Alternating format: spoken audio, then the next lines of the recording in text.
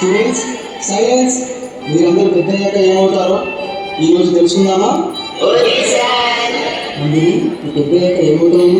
IAS officer అవుతాను sir. Michael నువ్వేమవుతావు? నేను పెద్ద యాక్టర్ని అవుతా టీచర్. మరి నువ్వేమవుతావు అమ్మా? పెద్దయ్యాక పెద్ద డాక్టర్ అయి అందరినీ కాపాడుతాను సార్. మంచి డాక్టర్ అనిపించుకుంటాను సార్. ఇదే నా లక్ష్యం. నాకు డాక్టర్ అవుతుందంటే నాకు చాలా గర్వంగా ఉంది.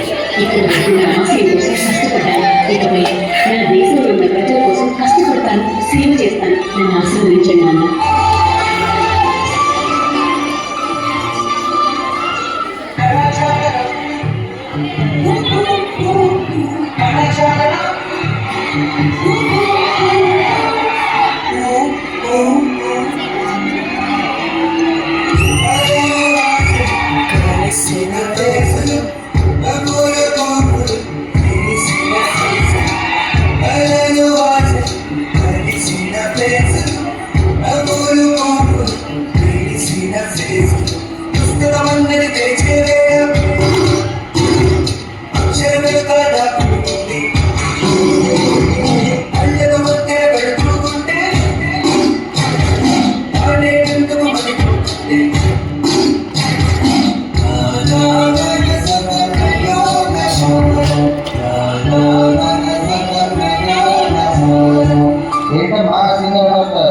నేనింకా సీనియర్ కాదా, జూనియర్ని. Just 1 year. నాకు నైట్ షిఫ్ట్ ఉంది. నీకు కాస్త రిలాక్స్ అయ్యి కంటిన్యూ చేస్తాను. నువ్వు బయలుదేరు. బాయ్.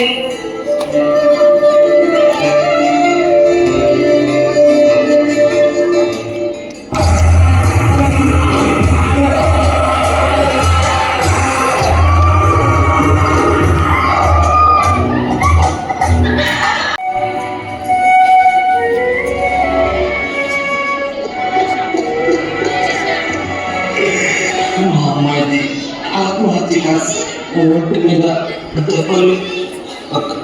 ఒక ఆటలో చూస్తుంటే ఏదో జరిగిందని అనుమానంగా ఉంది సార్. పోస్ట్ మార్టం చేయక అనుమతించండి సార్. ఏదో జరిగింది సార్. మీరంతా ఏదో దాచేస్తారు సార్. దయచేసి పోస్ట్ మార్టం చేయండి సార్. నాకు నిజమేంటో తెలియాలి సార్.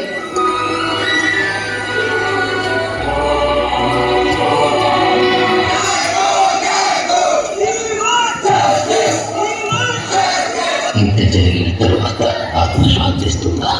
పర్యవసానం ఏం కోరుకుంటుంది? కాళికాదేవి నడియాడిన కలకత్తాలో కలియుగంలో కన్యని ఎంత పైశాచికంగా చంపడం, పాప ప్రాణాలను కాపాడే డాక్టర్ ప్రాణాలకి అది రక్షణ లేదంటే ఏంటి దారుణం? ఆడపిల్లగా కొట్టడం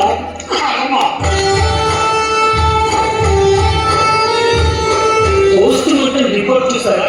అంటే వయసు పడితేనే తీర్చిదిద్దే లాగిపోతే ప్రాణం. అలాంటిది కళ్ళలో కాల్చి పెట్టుకుంటే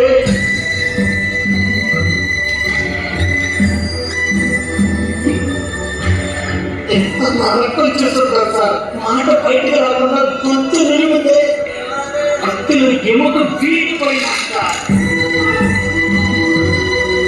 కత్తిలో నుండి రక్తం, నోట్లో నుండి రక్తం, ఊపిరితిత్తుల్లో నుండి రక్తం కట్టుకుపోయిందంట సార్.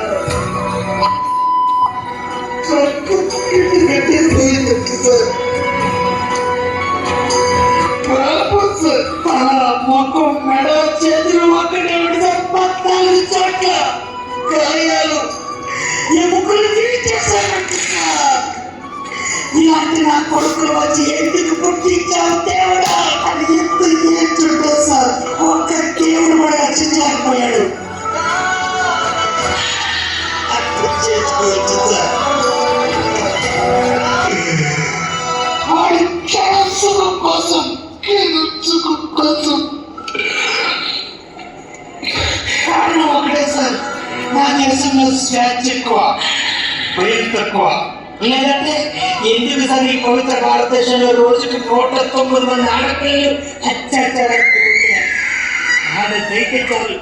పసి పాపైనా, వయసు వచ్చిన పిల్లైనా, వయసు మళ్ళీ తల్లైనా, 3 కాళ్ళ బాపైనా కామందుల చేతిలో మానభంగాలకు అత్యాచారాలతో గురై నెల్లికి చనిపోతున్నారు సార్.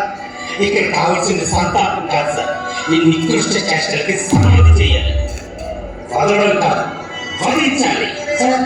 ఆడపిల్లను గుర్తించేవాడు మగాడే. కూతుర్లా పెంచుకుంటాడు, భార్యను ప్రేమిస్తాడు, అమ్మ ఊళ్ళో పెరుగుతాడు, అక్క చెల్లికి ఏ రక్ష అంటాడు. కానీ పరాయి ఆడదాన్ని చూస్తే మాత్రం అనుభవించాలనుకుంటాడు. ఎందుకంటే మూర్ఖుడుగా మారిపోతున్నాడు సార్.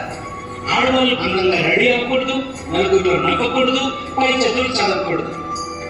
తల్లిదండ్రులారా, ముందు మగపిల్లల పెంపకాన్ని మార్చండి.